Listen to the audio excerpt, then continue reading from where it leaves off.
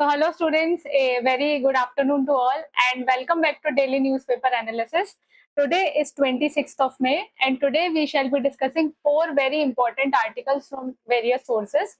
So today I took four articles from Da Hindu, PIB as well as Down to Earth.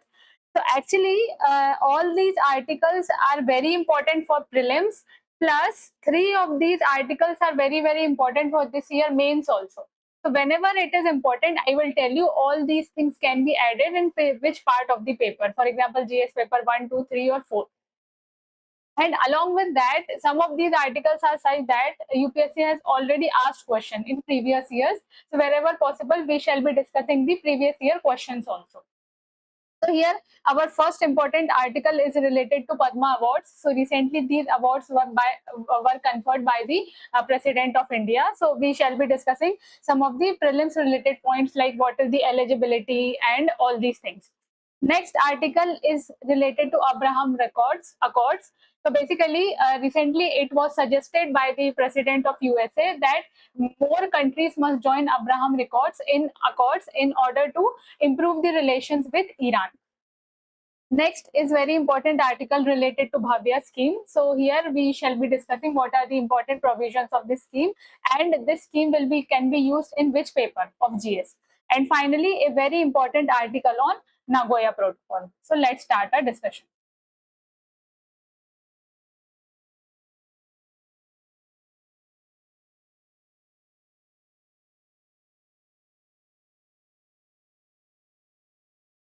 Yes. So here, first article is related to conferment of Padma Awards by the President of India. So first of all, see, we shall be discussing all the important points which can be asked in exam. So we shall not be discussing the names that which all important personalities got these Padma Awards. We shall be discussing what all can be asked in UPSC prelims. So first important thing is that Padma Awards are the civilian awards in India. This is very important. That India have various kind of civilian awards. So these are the civilian awards of India. So basically, the topmost civilian award is the Bharat Ratna, and after that comes the Padma Awards. So starting with Padma Vibhushan, Padma Bhushan, as well as Padma Shri. So if we talk about the order of precedence, then the highest civilian award is the Bharat Ratna. And among the Padma Awards, if we talk about the order of precedence, so what will be? Here, first will be given to Padma Vibhushan, after that Padma Bhushan, and after that Padma Shri. See, why we are talking about the order of precedence? Because to get all these Padma Awards, you must have a certain kind of eligibility. You must do a distinguished kind of work in particular field. So if we talk about Padma Vibhushan, so eligibility of Padma Vibhushan is a person must do exceptional and distinguished service exceptional and distinguished service in any field. That means the work which is done by that personality must be extraordinary. It must be such that it is having the national or international impact or the long term impact. For example, Padma Vibhushan was given to MS Swaminathan or to Lata Mangeshkar. So by listening the name only of these personalities, you can understand that the work which was done by these personalities had an extraordinary as well as long-term impact. So please remember, this is very important for the prelims, that what is the eligibility to get Padma Vibhushan Award. So a person must have exceptional and distinguished kind of work in any field. If we talk about Padma Bhushan, so please focus on the keywords which I am discussing for Padma Vibhushan: exceptional and distinguished service. What is the keyword for Padma Bhushan? Distinguished service of higher order, but lesser than that done for the Padma Vibhushan. That means maybe the service which was done by that particular personality was very good, but maybe it was not able to create the international impact or long-term impact, but impact was very good. So to those personalities, we confer Padma Vibhushan Awards. And finally comes the Padma Shri. So in Padma Shri also, obviously distinguished service is very important. Any kind of service is important to get the Padma Award, but this comes the last category. So you must be doing distinguished service in any field, for example, agricultural field, educational field, any field. So please focus on the eligibility which we have discussed. So I will revise once again for Padma Vibhushan: exceptional and distinguished service. Padma Bhushan, distinguished service of higher order, and Padma Shri, distinguished service in any field. Directly these meanings or these terms can be asked in the exam, so please remember.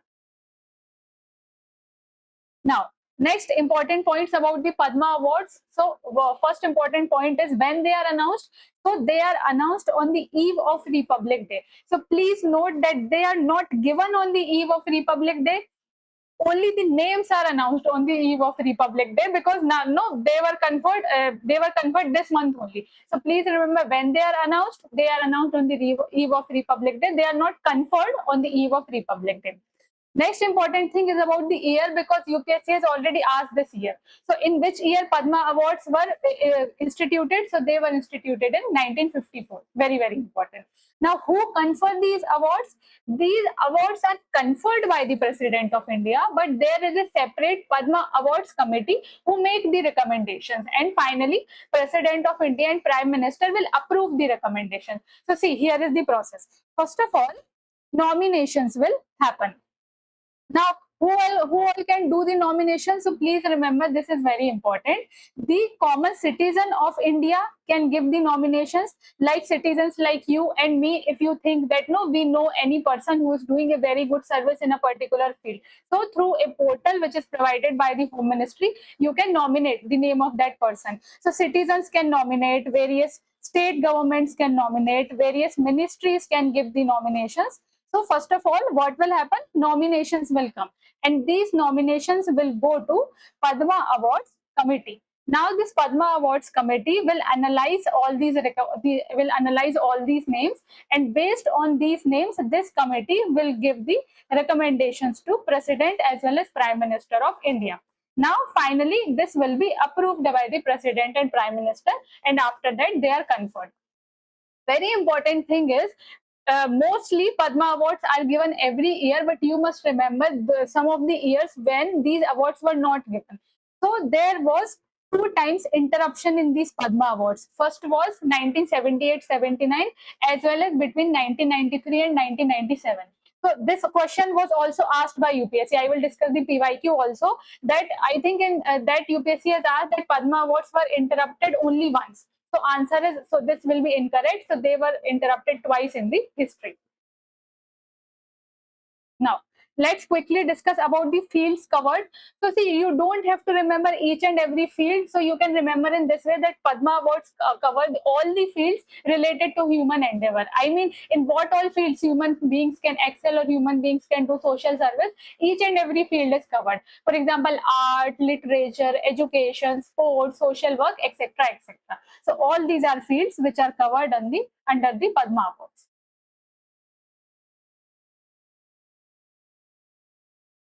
Now, next comes the eligibility, because this is also important for the exam. So, who all are eligible for the Padma Awards? So, if I ask you the question, if I give you the statement that only Indian citizens are eligible for the Padma Awards, so this will be incorrect. So, who all are eligible? Indian citizens, foreigners, NRIs, person of Indian origin, and overseas citizens of India. So all these people are eligible for the Padma Awards. Very important thing is that Padma Awards can be given posthumously, because recently Padma Awards posthumously was given to actor Dharmendra, and because he had very important contribution in the Indian film industry.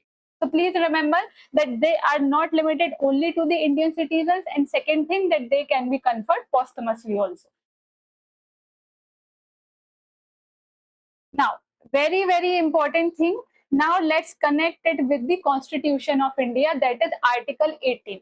So, basically, Article 18 of the Constitution talks about the abolition of titles in India. So, basically, it is related to abolition of titles. So what are those titles which are abolished by Article 18? Abolition of titles like Nawab or Zamindar or Rai Sahab. These are the titles which try to maintain inequality in the Indian society. That's why Article 18 says that no person should use title before his name or after his name, because it tries to create inequality. So in order to create equality under Article 14, no person should use the titles. important thing here is that the type Padma Awards are not considered as titles. UPSC has asked this question also. So please remember the military, what you can say, the military titles or the Padma Award titles or academic titles. All these titles are not considered as titles under Article 18. Why they are not considered as titles? Because even if you have these titles, for example, a particular person ABC received Padma Awards. So important thing is, if he has received Padma Shri award, so this Padma Shri is not considered as a title under Article 18. So he can use that title. But important thing here is Article 18 says even the academic titles you cannot use as the prefix or suffix with your name. That means if person ABC got Padma Shri award, so he cannot write the name Padma Shri ABC or ABC Padma Shri. So even though Padma awards are not considered as titles, but you cannot use them as the prefix or suffix with your name. So this is very, very important. Now, the very important related case is the Balaji Raghavan case of 1995. So here Supreme Court has said that civilian awards or the Padma awards are constitutional. So constitutional means it's not like constitutional that they are mentioned in the constitution. No, they are not mentioned in the constitution. They are constitutional. That means they are according to law. According to law means even if you use these the title of these awards, they are not promoting any priority. For example, if person ABC has received Padma Shri, so it's not like he will receive priority in anything in Indian society. He has received the award based on the merit, so it is not promoting inequality in the society. That's why Supreme Court has said in this case that these awards are constitutional. But please remember, these are not constitutional awards. That means they are not mentioned in the constitution, right? Next important thing is these awards are not hereditary or political in nature. That's why we are saying that these awards are constitutional, because they are according to law. Now, yes, this was the PYQ which I was discussing. So this PYQ was asked in 2021. What was that PYQ? It says Bharat Ratna and Padma Awards are title under Article 18. So just now we discussed that Padma Awards, Bharat Ratna, any military title are not the titles under Article 18. So this will be wrong. Next is Padma Awards, which were instituted in 1954, were suspended only once. So just now we discussed that yes, they were instituted in 1954, but they were not suspended once, they were suspended twice. So these two statements were related to Padma Awards, and that's why we discussed all the possible statements which can be asked in prelims. Now, next important article is related to Abraham Accords. So the heading says that Gulf countries must have ties with Israel to end Iran war. So basically, the president of USA is saying that if you want to end war with Iran, if you want to maintain peace in West Asia, then Gulf countries must maintain ties with Iran. And for that, the president of USA is suggesting the cooperation under Abraham Accords. So basically, USA has said various countries, various Islamic countries, for example, Qatar, Pakistan, Egypt.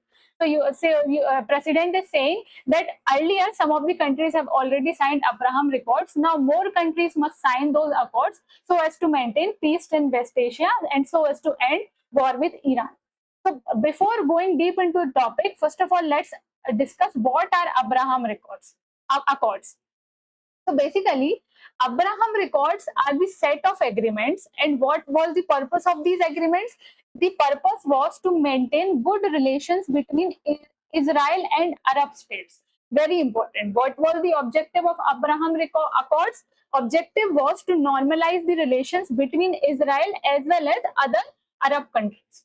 See, earlier, what was the point of these countries? All the countries in the Islamic world said, we will not cooperate with Israel because, first of all, we want solution for the Palestine.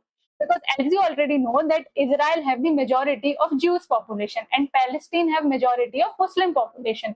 So all these countries in the Arab world said that we are not going to cooperate with Israel until and unless we get a final solution for Palestine as a separate state. But now the world is changing, the world is modernizing, the needs are changing. That's why the countries have started cooperating with Israel. So cooperation at the economic level, cooperation at the political level, etc. And important thing is that who brokered or who mediated Abraham Accords? So these accords were mediated by the United States of America. So this was the objective, and this was the point, that who brokered or who mediated. So when these accords were signed in 2020, and initially these accords were signed by two countries. So those countries were UAE and Bahrain. So basically these accords were signed between Israel and two countries. So Israel and UAE and Bahrain, and later these accords were signed by Sudan and Morocco also. So at present, Abraham accords have along with Israel four more countries. So what are those countries? UAE, Bahrain, Sudan, and Morocco. So these are the countries in the Arab world who are trying to improve relations with Qatar. Now, see, very interesting point is why the name of this accord is Abraham. The name of this accord is Abraham because Abraham is a central figure which is related to all the three religions which are related to these countries. For example, Judaism, which is related to Jews. Christianity, because there is some Christian population in Israel, as well as Islam, which is related to all the countries in the Arab world. That's why this name, that was Abraham, was chosen. So now we have discussed that what are Abraham Accords. So basically, here what we are doing, we are trying to improve the relations of Israel. Yeah, just a second. So what we are doing, we are trying to improve the relations of Israel with rest of the countries. Hi Janu, good afternoon. So here we are trying to improve the relations of Israel with other countries. So see, first of all, let's look towards the map of Israel. So this is the complete map of Israel. This is the area of Israel. And here we have two discreted areas. So this is the region of West Bank and this is the region of Gaza. So this West Bank and Gaza Strip is considered as the part of Palestine because these areas have majority of Muslim population. So earlier countries were saying that first of all we want solution for Palestine as a separate state, but now countries are able to cooperate. But problem here is that why we are discussing this news, because President Donald Trump said that Abraham Accords can be a solution to stop the war with Iran. But problem is sometimes even President Donald Trump also don't know that what he is saying, because see these Abraham, just a second.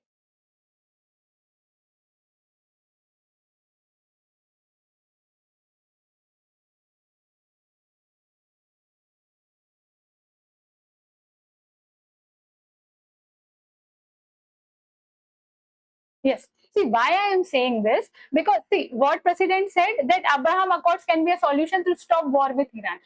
Abraham Accords are related to the relations between Israel as well as other countries in the Arab world, right?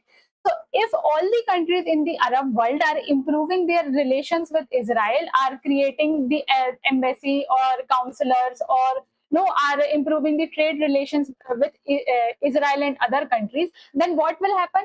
It will isolate Iran even more, right? It is not going to improve relations with Iran, because the problem is Iran was always against Israel, because Iran is supporting the Palestine issue, because Iran belongs to Islamic Republic, right? And the people in Palestine also belong to Islamic religion. So problem is that Iran was always anti-Israel. So how all these things will improve the relations with Iran? Iran was always anti-Israel. Iran was always supporting Palestine cause, and Iran was always supporting the rebellious group in Israel. For example, Hamas or Hezbollah. So how you are able to say that Abraham Accords will end the war with Iran? It will isolate Iran even more, because if all the other countries are supporting Israel in the West Asia, so it will isolate Iran and it will create the insecurity with respect to Iran. So I don't know how the US president is able to say even that no, more and more countries must join Abraham Accords to eliminate or to reduce war with Iran. So this was the complete issue.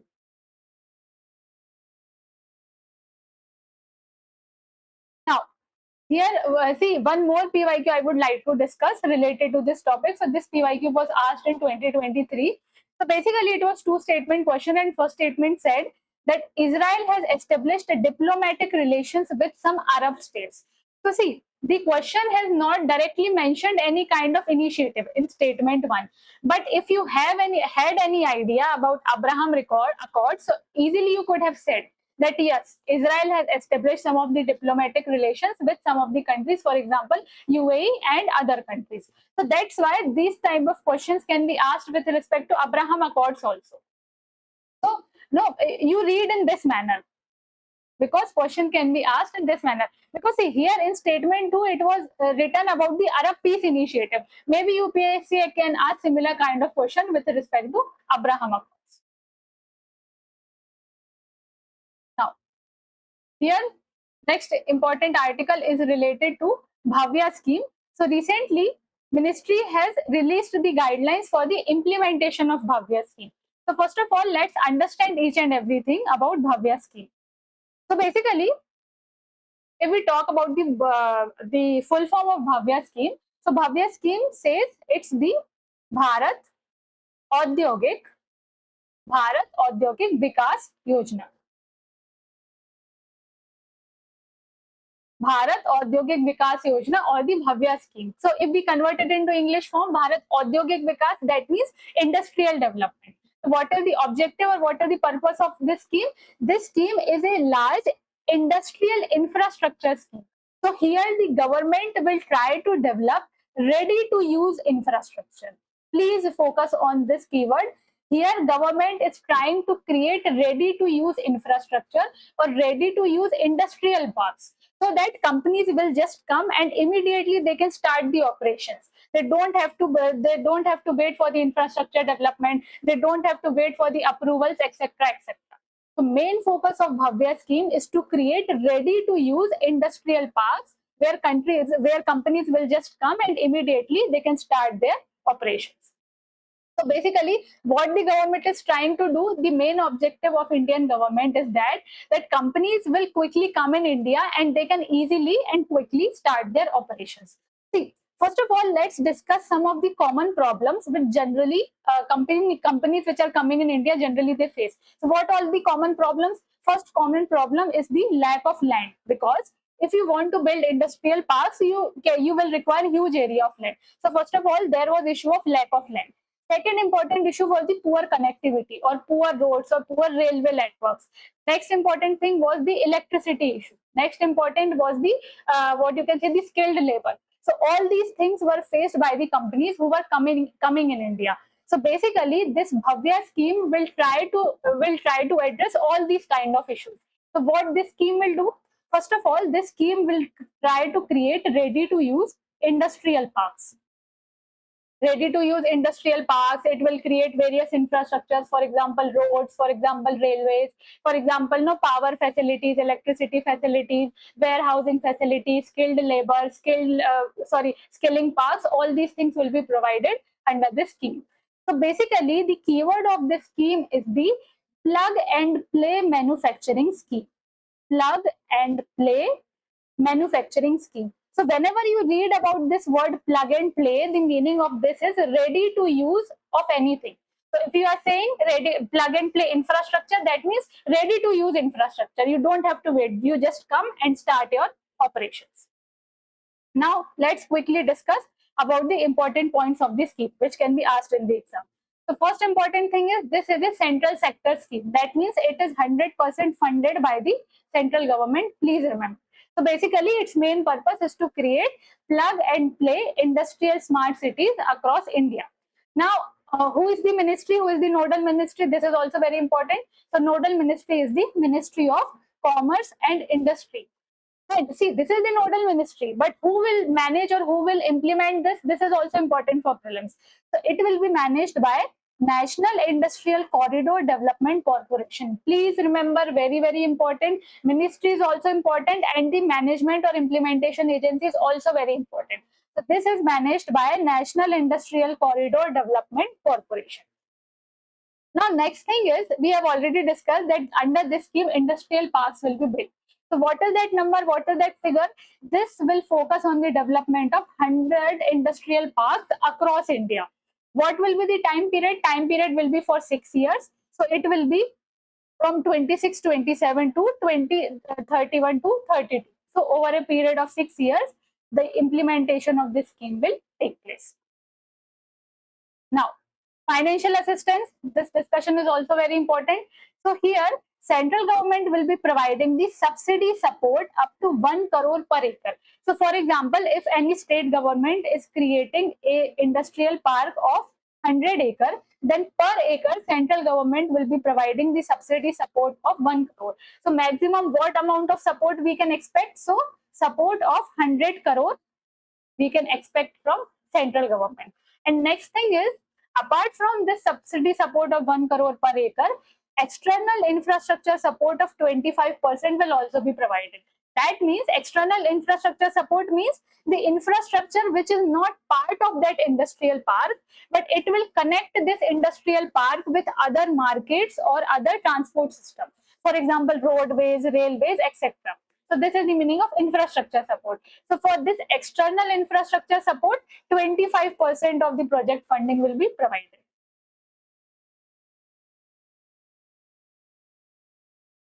Now, let's discuss some of the other important points. So basically, see, if we are focusing on developing the industrial parks, plug and play industrial parks, so basically it will support the Make in India objective as well as PM Gati Shakti program.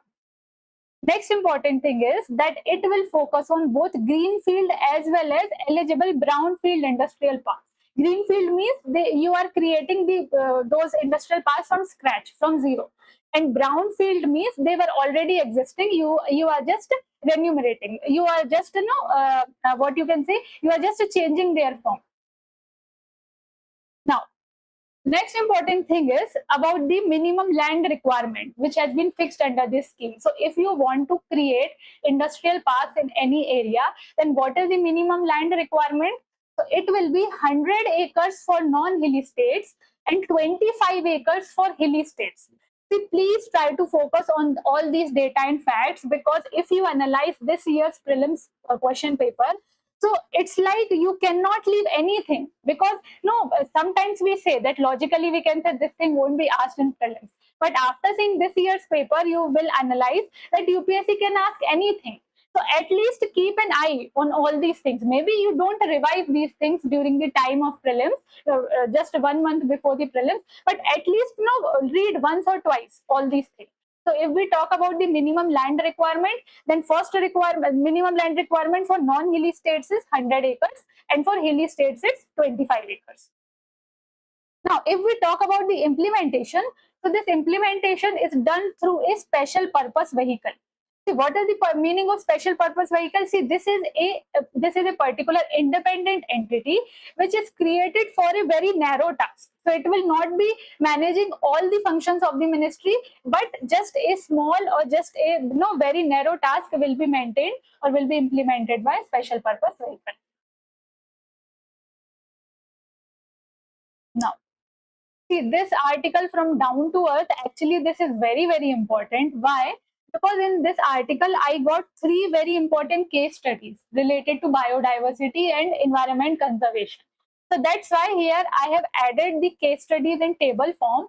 So maybe you can take the screenshot of those case studies, because you can use those case studies directly under GS paper 3 under the topic of environment conservation. So I will tell you how you can use all these things in exams. So please be focused. So we will start with the prelims discussion, then we will go towards the case studies. So here, what is the news? News is that recently the government of India has released the insights from the first national report on Nagoya Protocol. So what is now Nagoya Protocol? What were the insights from the national report? We shall be discussing all these. So basically, recently India has released its first national report on the Nagoya Protocol on access and benefit sharing. Access and benefit sharing means, for example, if a company is using the genetic resources or some kind of plants or animals from any forest area for the commercial purpose, then that company have to share the benefits with the local population. This is the meaning of access and benefit sharing. So access and benefit sharing is the only objective of the Nagoya Protocol, which is an important agreement under CBD, that is Convention on Biodiversity. So here, what were the insights from their report? So India has mentioned the progress India has made in implementing access and benefit sharing. Second, and next thing is India has mentioned the challenges which India is facing in monitoring as well as implementation. So first of all, since Nagoya Protocol comes under Convention on Biodiversity, so let's have a quick overview of what is CBD or Convention on Biodiversity. So here, if we talk about CBD, so basically CBD or Convention on Biodiversity is an agreement which took place at the Rio Summit in 1992. So please remember when this convention was adopted, it was adopted in Rio Summit in 1992. What is the purpose of this summit? Its main purpose is to conserve nature and to ensure the sustainable use of natural resources. So CBD, what is its objective? Its objective is to ensure sustainable use of natural resources. Very important thing is that this is binding in nature, because mostly agreements are not binding whenever we read about any international agreement, but this agreement is binding in nature, please remember. And yes, if we talk about the objectives, so its objective is related to conservation of biological diversity, sustainable use of resources, as well as fair and equitable sharing of benefits. So here, fair and equitable sharing of benefits is related to Nagoya Protocol. So basically, two type of agreements are covered under CBD. First is Nagoya Protocol. Second is Cartagena Protocol. So this is a homework for you. Today we shall be discussing Nagoya Protocol. After this discussion, please read about the Cartagena Protocol also. That what is the main purpose of Cartagena Protocol. Now, let's discuss quickly about Nagoya Protocol. So please remember, Nagoya Protocol is an important agreement under Convention on Biological Diversity. And Convention on Biological Diversity was adopted under Rio Summit in 1992. So basically, its main purpose is to deal with access to genetic resources as well as fair and equitable sharing. So this I have already discussed that, for example, you are using any genetic resource, you are using any medicinal plants, or you are using any traditional knowledge of local community to generate the profit or for the commercial purpose. Then whatever profit you are generating, you have to share the benefits with the local community. So this is the main objective of the Nagoya Protocol. So that benefit sharing can be in any form. For example, monetary benefits, or for example, royalty or fees, etc., etc. Now, next important thing is, so we have discussed that basically Nagoya Protocol deals with the access to genetic resources, sustainable utilization of genetic resources, as well as fair and equitable distribution, fair as well as the distribution of profit which you generate from all these things. So basically, its main purpose is biodiversity conservation as well as sustainable use. So I think you can take screenshot of all these things for the quick revision. Now, this thing is very, very important for this year mains, especially for GS paper 3. This thing is very, very important because here I have mentioned 3 very important case studies which you can use in the topic of environmental conservation. So see, what are these topics? These are the case studies related to access and benefit sharing in India. So basically here I will discuss name of 3 companies, that these 3 companies used the genetic resources or medicinal plants from forest area, and these companies generated profit, and these profits were shared with the local communities. So these will be some of the best practices which you can use in the answers, or as a case study you can use in the answers. So first case study is related to Sun Pharma. So basically, Sun Pharma used a medicinal plant from the Chhindwara district of Madhya Pradesh. Because why this medicinal plant was used? Because people believe that this medicinal plant has the potential to treat dengue. So based on this medicinal plant, Sun Pharma created a drug. Now it has generated profits. So all these profits which were generated by Sun Pharma, now these profits were shared with the community.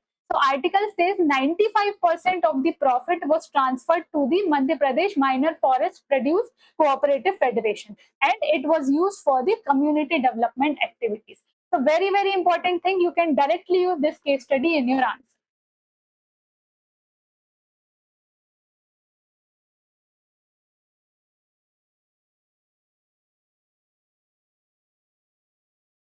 India 7th report, I don't understand which report you are talking about. Okay, yes. Now, when next important company was IOCL. So what IOCL did, IOCL used the agricultural residues from a district in Uttar Pradesh. So basically, these agricultural residues were used to research for the bioethanol production. That's why this company used agricultural residues. Now, since it used agricultural residues for the commercial purpose, so this company also shared the profits with the local communities. And these funds which were transferred to State Biodiversity Board, they were used for the community benefit activities.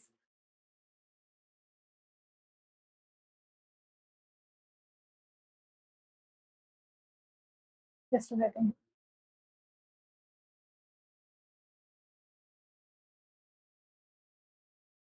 Yes, and last case study is related to Enzyme Technologies Limited. So here, what Enzyme Technologies did in a village known as Dapur village in Maharashtra, this company used a soil sample because it was said that in these soil samples some microorganisms are present which have the applications for industrial use. So that's why, since this soil was used in this area, so this company also shared the profits with the local community, which was eventually used for the development of those communities. So that's why all these things you can use as an example in GS paper 3. Now, the article, see, we have already discussed, no, that in these insights, India have also shared the challenges which it is facing in monitoring and implementation. So quickly, let's discuss the challenges also. Okay, so what are those challenges? First important thing is the weak digital monitoring systems. So see, just now we have discussed the three important case studies that all these companies generated profit and they shared their profit with the local communities. But nowhere this data is in an integrated form. That means we do not have account of all these data. Everywhere data is in the discrete form. Article is saying, since we do not have any digital monitoring mechanism, so we are not sure that whether these benefits are actually shared by the community. Also, we are not sure if the resources are used in the legal manner or not. Next thing is that, yes, we discussed about lack of integrated database. Next thing is, see, we are saying that if you are using traditional knowledge of any community, if you are using genetic resources, then you have to share the benefit. But to share the benefit, you have to know the valuation, right? So how you can know the valuation of the traditional knowledge?